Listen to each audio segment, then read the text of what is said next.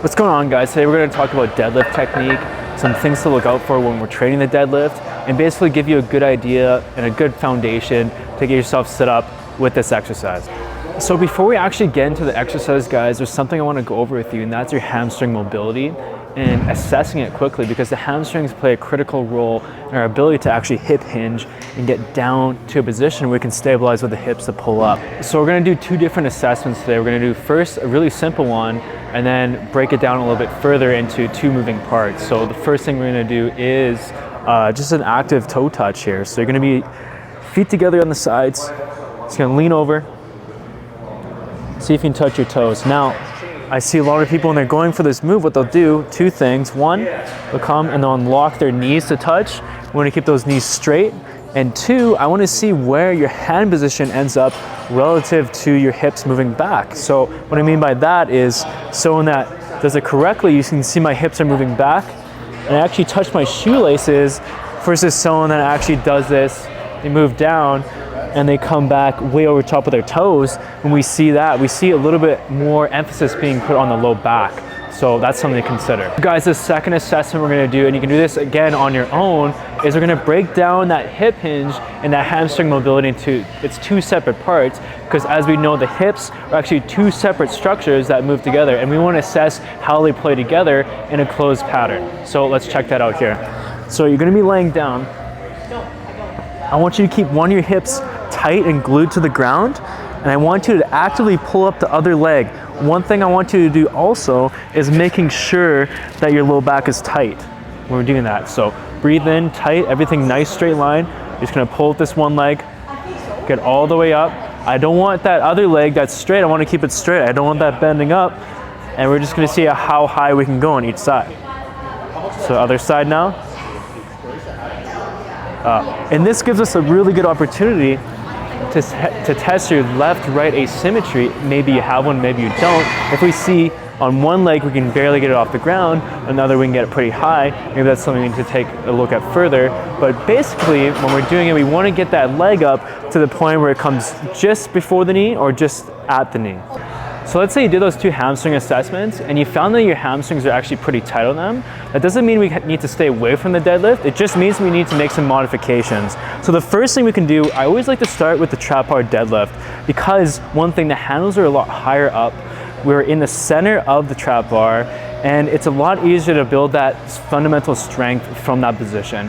And let's say now that our hamstrings are tight and we can't necessarily get down to the bar without our low back rounding. What we can do actually is just put the trap bar up on some blocks, and that gives us a situation where now we don't need that much hamstring mobility to still get down and perform a proper trap bar deadlift. So let's say, for example, your hamstring mobility is adequate to get inside the trap bar and be able to set your hips and shoulders back so that our back stays flat. Let's say that's possible now. Under this circumstance, now we can actually start to load heavier weight and be more efficient and effective in our deadlifts, mostly utilizing the hips instead of the low back. I'm going to show you a couple quick tips now to make sure we're using the right muscles and performing the deadlift to our highest capability possible. So guys, when we're setting for the deadlift, I want feet shoulder width apart. I don't want our toes to be flared out too far excessively, but that doesn't mean they need to be totally straight either. We just need to find that happy medium. I'm okay with even rotating out 10 to 15 degrees there. Now, when we're coming down, and we want to make sure that we're set in the middle of the trap bar. Again, feet shoulder width, toes pointed outside. You see my toes are actually over top of my big toe instead of actually in like this, because when we're driving up, I want to make sure we're in a good alignment here. Now, in terms of neck position, we don't want to be cranked up. We want to be in a nice neutral position. So find something either straight ahead or just slightly forward. And then again, getting tense, driving through the floor and pulling up with the weight at the same time, like so. If you're doing the trap bar effectively and you've had it in your programming for a period of time, there's going to be a point where you're going to want to switch over to the conventional deadlift or one of its variations.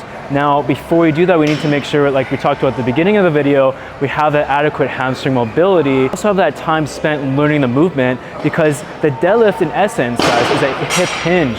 I see a lot of people that try and squat their deadlifts by bringing their knees excessively forward. So let's look over that right now.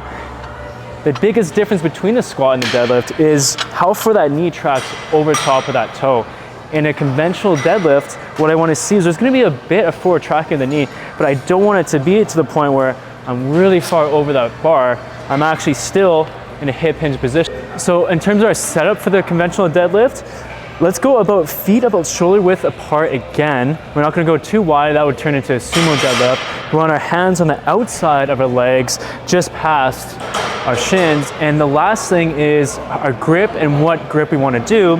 If we do a double overhand grip, we're going to have less grip power when we're lifting the weight up, because now there's less friction between our hands versus a mixed, but it also builds our grip strength to a larger degree. But the trade-off to that is you wouldn't be able to lift as much. So I usually recommend doing a mixed grip just on the outsides here, interlace the thumbs. Again, just like we did in a trap bar, hinging down, setting, driving up, locking out the top, back.